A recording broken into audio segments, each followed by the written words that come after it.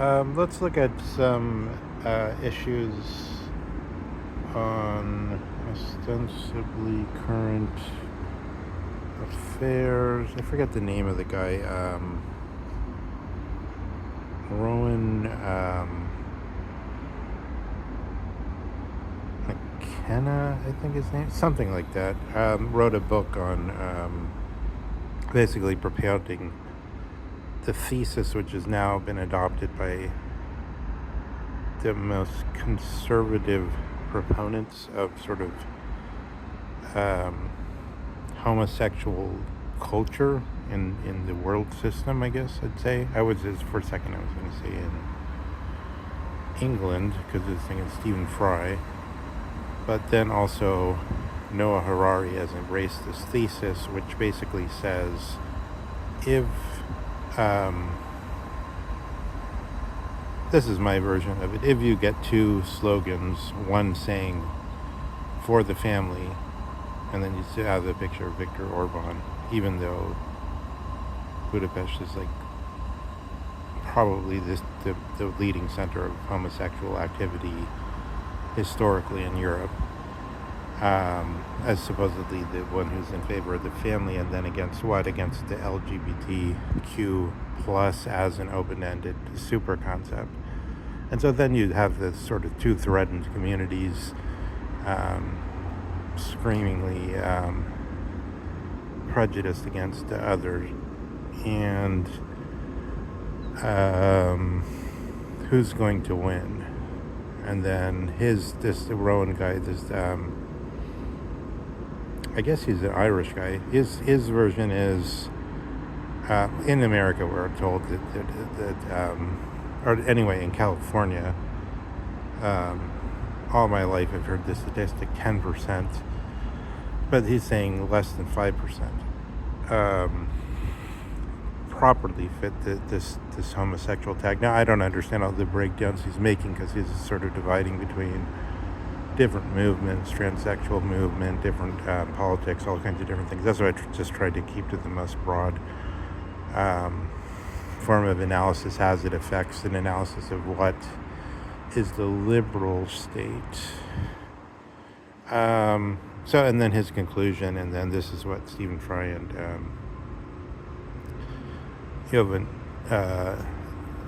the Harari guy and others have been adapting, is to say, you guys are you're doing like a Kristen Stewart thing. You're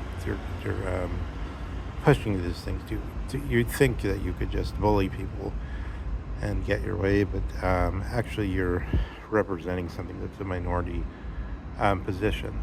But I mean, that's just that's the argument. And then they're saying, of course, then you have the people holding the slogan "for the family," like some in the MAGA community, and like that guy that was assassinated, Kirk. Should I say assassinated? I don't know. It's kind of questionable. Let me sort of. We're sort of on the way to Hegel, going backwards from ourselves. But even before Hegel, we had this notion of free speech propounded in the Kant's essay on the cosmopolitan intent, where his notion is public reasoning is basically, it's a type of limited free speech, which, if you look at it from Hegel's point of view, it's basically like there's a bunch of canons of standards of the type of objections that could be made. So if you take it from the full point of view, you can always say the type of objection, you could always say manufactured consent. But that's Noam Chomsky is, instead of looking at,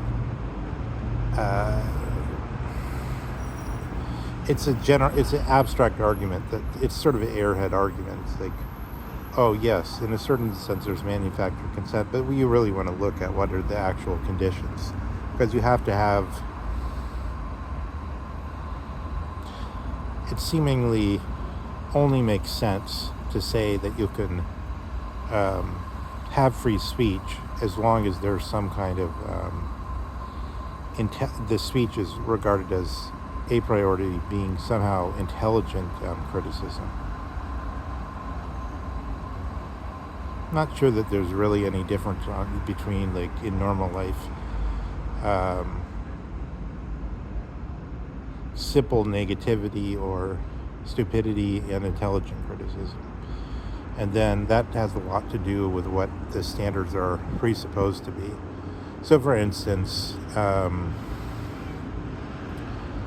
after Hegel, Toynbee came along, and people said of Toynbee,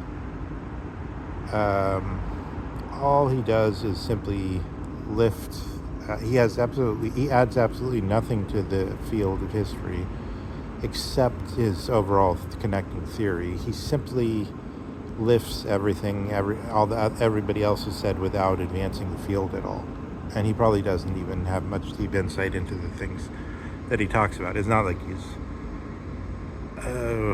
saying, should we sort of argue some points on some obscure points in history about the Pisistrati in 6th century BC Greece and what was happening there. And, we're always getting these Hamline recasts of history, and then try to challenge the possibility of, within the standards of the American historical society or whatever dominates the field globally, state things according to their canons that are more or less impartial and professional. And something like and then you could go back, when you go back before Toynbee, so Toynbee is just bland. He just copies what people said and then claims it all comes together according to some theory that nobody even remembers because it was not interesting. I don't know, I never really studied Toynbee that much. I've seen some presentations on him, so maybe some people do find him interesting. But it certainly doesn't get the airplay Spengler does. Spengler is somebody who repeated Hegel, basically, under a few different presuppositions. According to Heidegger, as a biological metaphor extended, the life and death of cultures. But if you go back to Hegel, then you see Hegel doesn't fulfill even the normal canons of scholarship for history now established by the profession, right? And then if you take Kant's notion of the public criticism, then it's sort of like, is this legitimate public criticism, or are you allowed to make I mean, the idea in Kant is sort of like a professor gives a talk and he knows the language, and he's looked at some text and he gives an argument, and then his colleagues would say this guy is full of shit. But in any case, there was a chance that he fulfilled some basic canons. Like, almost, I mean, you fulfill some basic canons of scholarship, and then nonetheless, your work probably sucks. Like, almost all professors suck. But then very few students, like Leo Strauss or whatever, get things more or less right, close enough that it's like, it's worth reading them. The rest, it's kind of like, who was that? I had a good example of this, actually. There's a lot of cases where people say only something wrong, but it's just sort of like gives you a platform to go to show what's the correct view is by a higher standard. I mean, I think in Kant and Hegel, I could see where in Hegel maybe it's only the not intelligentsia, but the people who have the flecht or the duty to run the state would then amongst themselves try to settle these matters. In our own time, this has gone haywire because you have people like, well, let's say from the point of view of what this guy is arguing, which with his 5% of the population can overplay their hand by saying we have infinite opening here to say there's some entities that we don't even know what they are, and they're concealed in the plus, and they must have total rights. And people like Judith Butler tend to overplay their hand here, according to this view. And then there's a backlash, and the backlash is, of course, stronger because it's a much larger proportion of the population. It's an argument. The larger portion of the population need not always be stronger.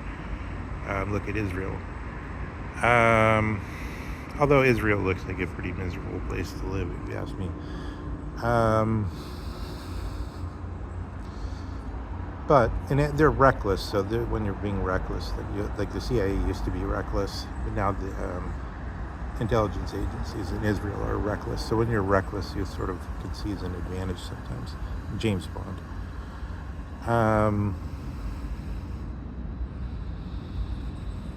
So I wanted to develop this point on this question of what is liberalism from the point of view of Hegel, and then putting aside that Dugin having accepted the version Popper gave, which makes Hegel into something like a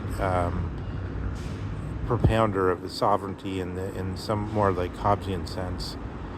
What happened historically anyway is that Carl Schmitt said in 1933, this is the time that Hegel has died.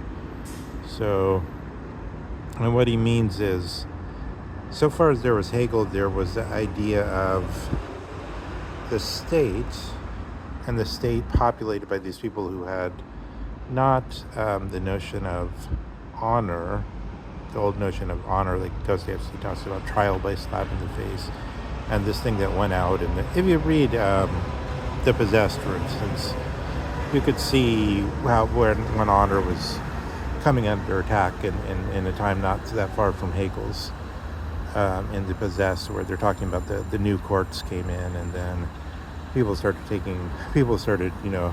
going to becoming kind of tattletales instead of having it's like when a person that has a certain sense of pride becomes older, then they become more effeminate, more and more effeminate, and they started becoming, where's mommy to come and tell me to come and save me, and they become more they seek out somebody to come and settle their problems for them. They don't want to face them anymore. The laws came in. So the laws came in, and dueling went out. There's a nice statement on that also in the Conrad in The Duelist. The statement at the beginning about Napoleon, his career resembled nothing so much as a duel, just like dueling amongst his officers.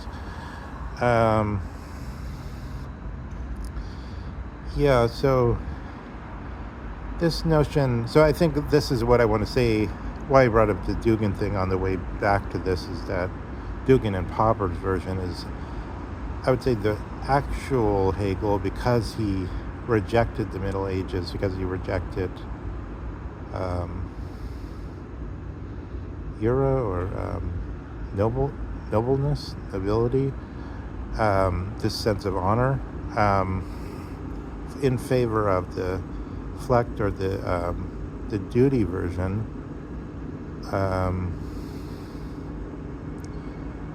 He rejected the middle time. He rejected the Middle Ages totally. Hegel rejected the Middle Ages. But then, what was Hegel trying to do? He's trying to sort of negotiate between a totally hyper-rationalized version, which he rejected, the Kantian categorical imperative as laying out the ultimate direction of all human beings on Earth through basically, the way I explain it to myself is basically Kant said, there's other planets, on the other planets, the difference between Dostoevsky has this type of reflection too. What's the difference between the people on those other planets and us? For Dostoevsky, it's usually something more mysterious. There's like in The Dream of the Ridiculous Man. They're just a different type of being. Maybe they're enlightened. Maybe it's something. They're a different kind of being. But they're still. They look like humans, but just like Eckhart Tolle is a different kind of being. But or presumably the Buddha was too, and Christ.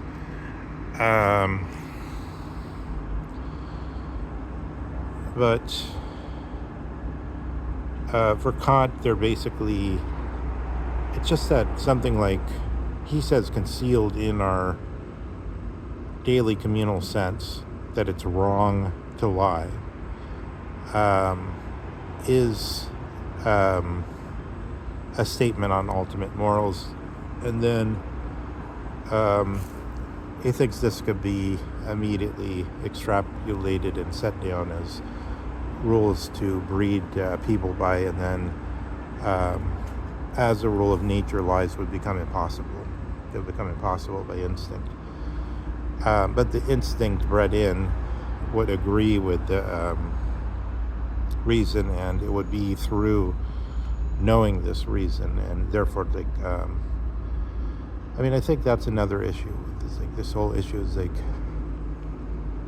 Hegel is sort of saying, along with Schelling, that freedom consists of consciousness, and just as today we have this sort of, in a certain form, we talk about consciousness raising around political issues, but in this sense, the consciousness raising was around things like the covert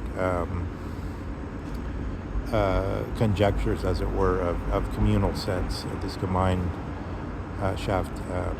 Gemeinsinn. And yeah, people could raise themselves to that, and then there's this whole kind of dialect, and then Hegel puts it into the dialectical form and say, like, history is sort of the Gemeinsinn of different cultures, or basically the one formula on that is to say what Hegel thought is, it's what people say is the most important thing in each culture. But then there's a long story about who says it's the most important thing, because if you have popular government instead of what Hegel wanted, which was intelligent government, then the most largest number of people may say, I don't know who are the most popular movie stars, whoever they are. People might say maybe they'll be good, or I mean, Donald Trump, same thing. He was popular, he had his shows, everybody knows this. So the notion of intelligent versus popular government is totally different. And I guess, yeah, it does fit at least it has, for Hegel and Zizek, who likes to quote this so often, it does have the first as tragedy, then as comedy to go for it, to say for itself, is that when Schmidt says in 1933 to Walpurgis, we have the rise of the Nazis, this is a popular movement, and that's his point. Like, it's an imbecile popular movement instead of the intelligent movement that it's stupidity comes to power instead of intelligence. So then that's why Schmidt said this is the death of Hegel in 1933. But the point is that never ceased afterwards. That's what I'm sort of trying to develop in a way. And then, but then that corresponds to the democracy as one of the forms of totalitarian liberalism. I mean, if you have liberalism going back to the French Revolution, which according to, usually in fields there's two views, so it's like according to the official view, the French Revolution is about emancipation. According to the social interpretation, I mean, the official view ensconced in the institutions that were created on the occasion or shortly after the French Revolution itself, colonial superior and so on, in order to have and then, to have a chair to say, here's what the French Revolution is about, and then later here's what Marx was about, and to make it all seem about emancipation. The other view is it was simply a commercial revolution, because there was a sufficient number of people in the aristocracy, which is mainly what they did is commercial dealings, and there's such an overlap, and there's the nouveau riche, the ones that wanted to come in, and so on and so forth. And of course Robespierre was a sort of a, like an international lawyer or something.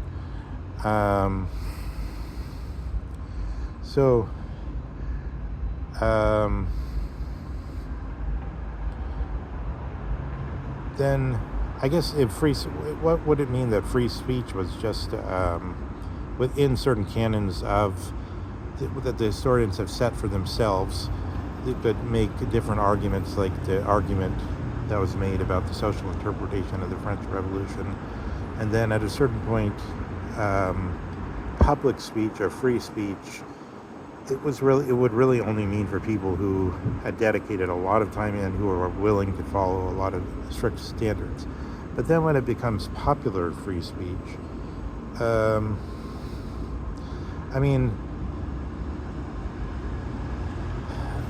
freedom of the press, but freedom of the press in America, this is sort of like,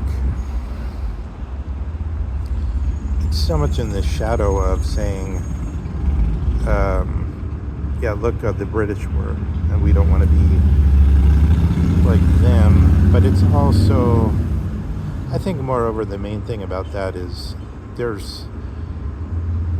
if you say like Martha Nussbaum or Fukuyama or somebody like that, if you sort of say liberalism is about equality of freedom of conscience, and then another thing Hegel did is said, we can't have people come in by nepotism or by aristocratic birth or whatever,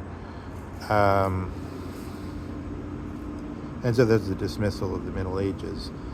But the problem is, if you have somebody like, say, Tucker Carlson, you could say he's qualified, but what's he qualified for? It's like there's an already standing Rupert Murdoch super media system, and his parents were people who were bred in a certain way and part of a certain system, and so you still get this. It's not that there's never this one talent would be having the right connections and having the right manners and having the mores of the people in the groups that controlled these things. And then there's automatically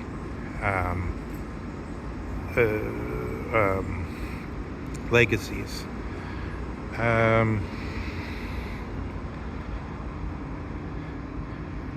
As long as we're drifting a bit, the other thing I was thinking about in connection to this is this whole, because there's a Tyler Perry movie on Netflix.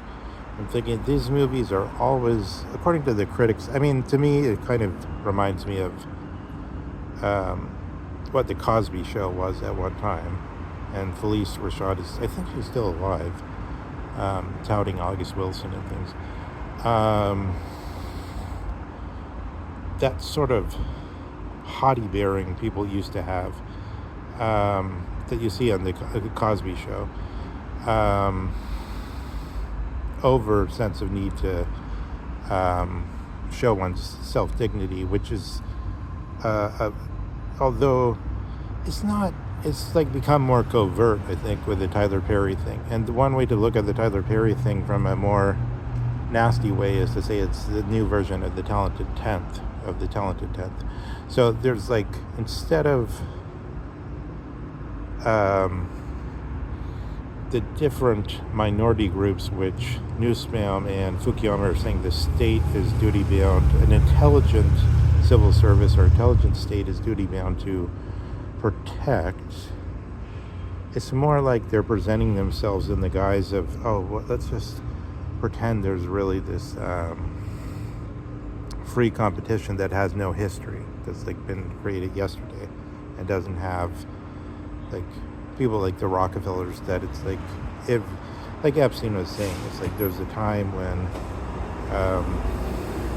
if you're a Rockefeller, then it's everybody knows you had a good education, you're well connected, you'll be received wherever you go, and then there comes a time,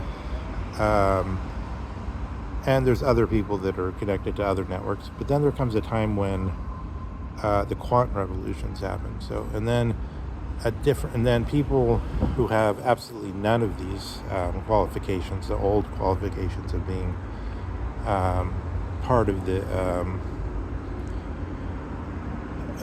people that know the kind of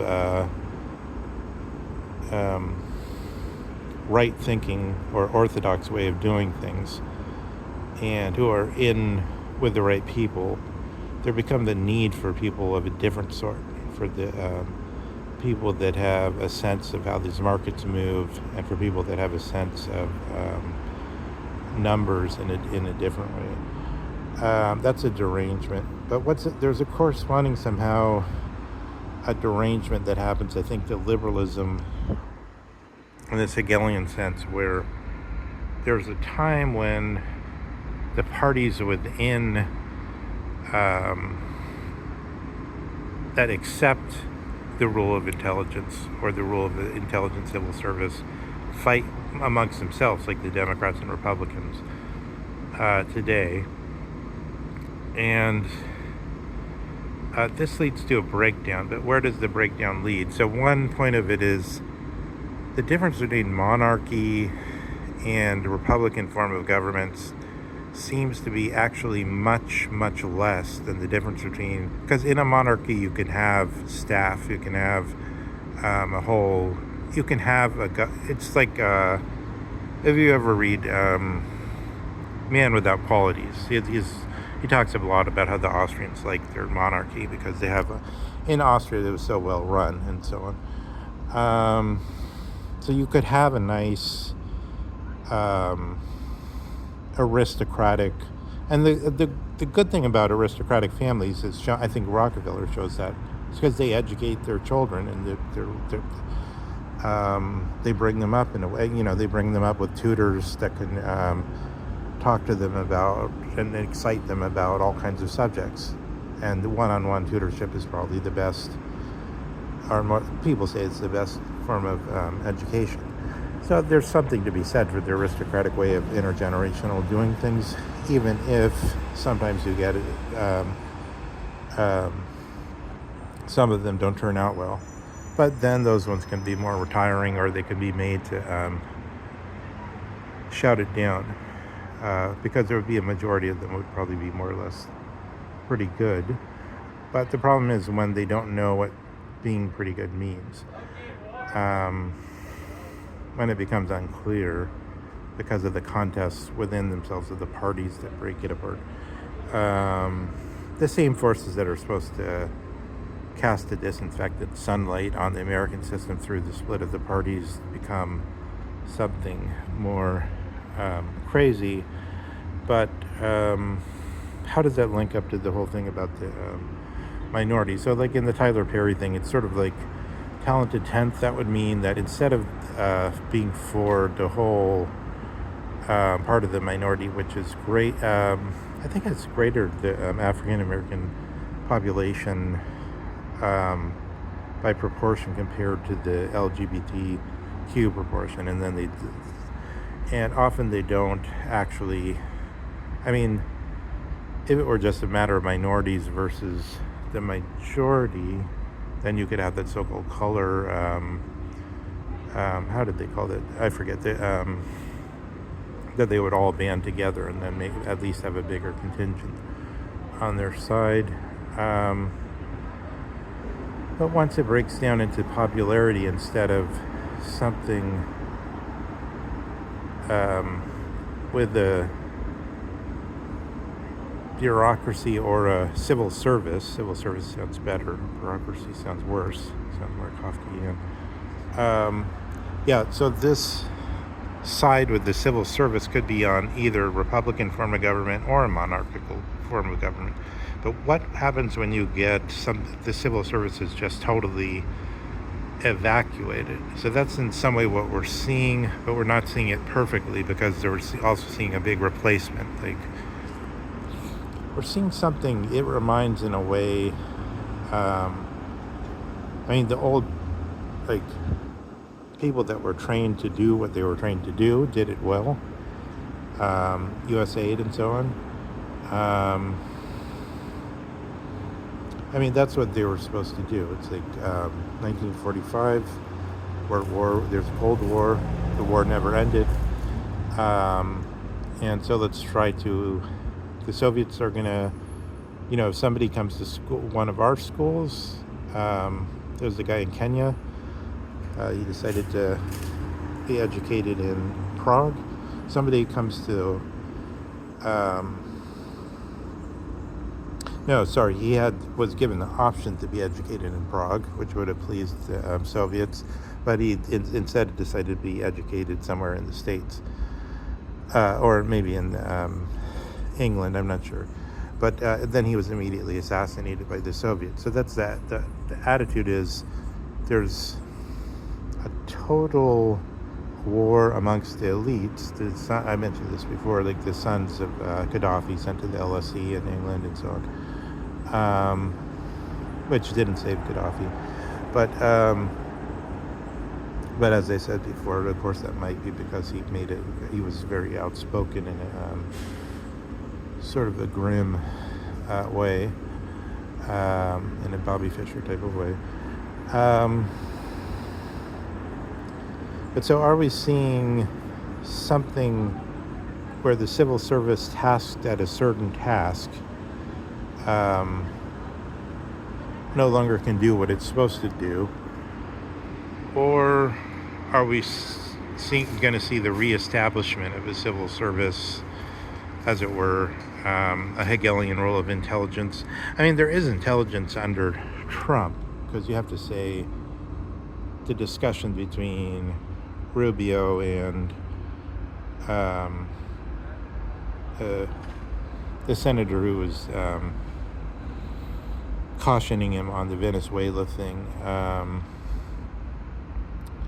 was an intelligent discussion. It's not qualified too much. But there's not that much intelligence in Trump himself, and Trump gives the impression of being rather a CEO who's just sort of a front man, who then people come to him, and if anybody's good, he takes credit for it. If anybody's bad, he fires him. But nonetheless, it's not clear how much this analogy goes with World War II.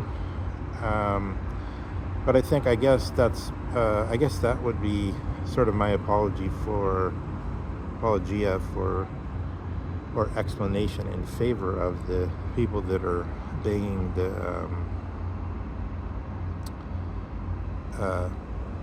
analogy on Hitler, because there is a structural analogy in the sense of the end of a certain form of ordered civil servant, which corresponds to 1933. But then I sort of wonder, to the extent that are we getting more like a Soviet system, or are we getting something else with the accelerationism coming? The Soviet system would be more like, okay, there's some true believers, maybe Vance, maybe some others, on MAGA, but I find MAGA somewhat distasteful because of a Californian, but I still think Vance would be the best plausible path, because he's a military guy and because of other reasons, because he's more level-headed, he's more intelligent. But there could be more apparatchiks, right? There could be more yes men, more stupid but loyal people in, although I noticed that Trump seems to have gone through that phase, because like Besant is obviously intelligent, Vance is intelligent. I don't know if Besant being intelligent is a good thing, but I think it means that he's going to carry through his project, the whole thing that is, he explicated it clearly. Nobody pays attention in Dallas, in his speech in Dallas. Maybe it will lead to something horrible, but he's intelligent, and he'll be able, I think he could, like, both talk about it in a way that's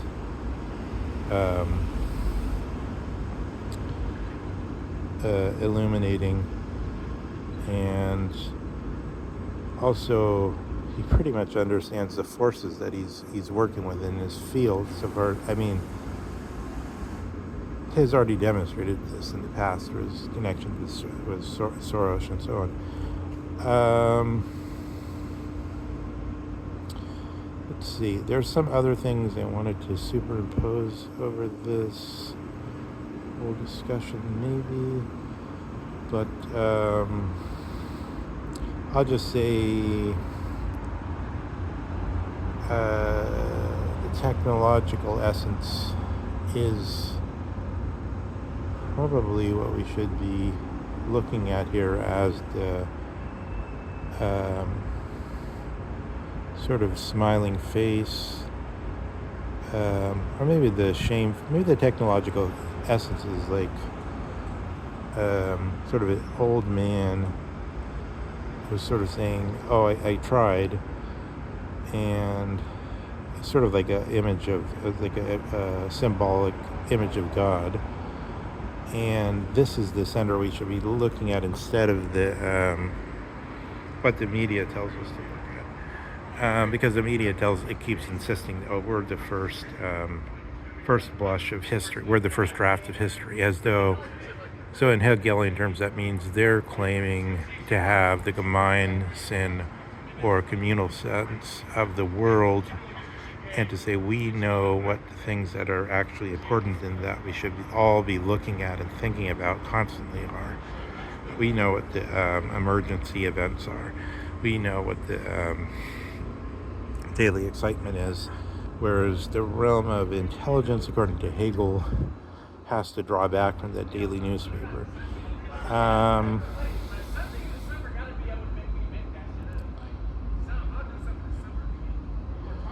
So I think if we looked at this from the point of view not only of the daily news, but of accelerationism understood as Stell in Heidegger, and then we could see how Heidegger is trying to confront this Newtonian metaphysics in a way, Newtonian, post-Newtonian metaphysics of the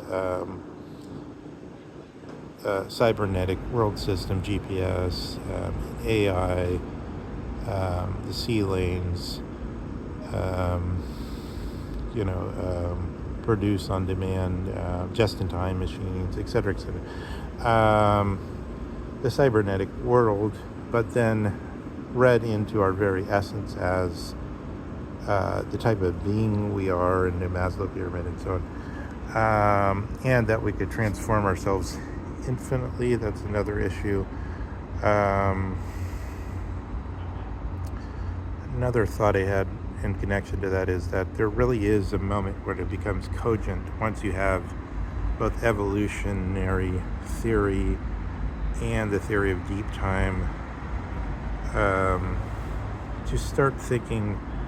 It wasn't there in Kant, but sometime after Kant, to start thinking about the science fiction subjects which project these issues in a different way. Because, like, you could think if Judith Butler had infinite power, she lived forever, as Aubrey de Grey says we will, because death is a disease, according to his way of seeing it. Then you could breed a population that were only lesbians, pretty much, because you make them in test tubes, right? Actually, that's not at all hard to envisage. I mean, Jesus says these things are hard to envisage, they're not. But you could do a lot of things.